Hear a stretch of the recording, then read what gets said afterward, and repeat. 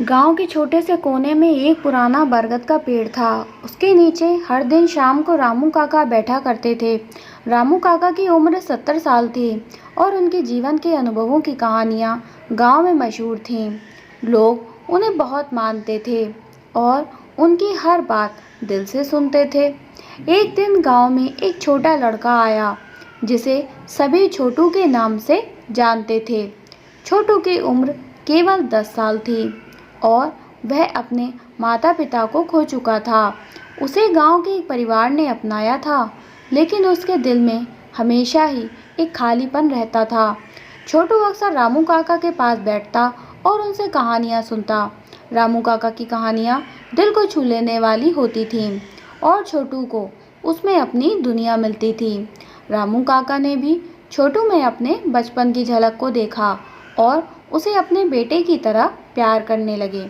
एक दिन रामू काका ने छोटू से कहा कि बेटा, क्या तुम जानते हो कि इस बरगद के पेड़ के नीचे एक खजाना छुपा हुआ है। छोटू की आंखों में चमक आ गई। उसने पूछा कि काका कहाँ है, मुझे बताओ, मैं उसे ढूंढूंगा। तब रामू काका ने मुस्कुराते हुए कहा कि धैर्य रखो बेटा, सही समय आने दो। जब तुम्हारा दिल सच्चा होगा और तुम इस पेड़ की जड़ों को समझ पाओगे, तब तुम्हें खजाना मिलेगा।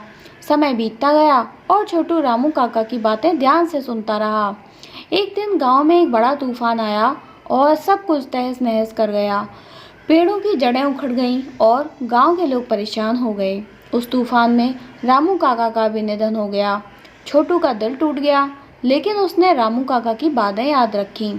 तूफान के बाद गांव वालों ने पेड़ों की जड़ों को साफ करना शुरू किया। अचानक ही छोटू को कुछ चमकता हुआ दिखाई दिया। उसने देखा कि बरगद के पेड़ की जड़ों के नीचे एक पुराना बक्सा छुपा हुआ था। उसने उसे खोला और पाया कि उसमें पुराने सिक्के, गहने और एक पत्र था। पत्र में लिखा था, प्रिय छोटू, यह खजाना तुम्हारे लिए है।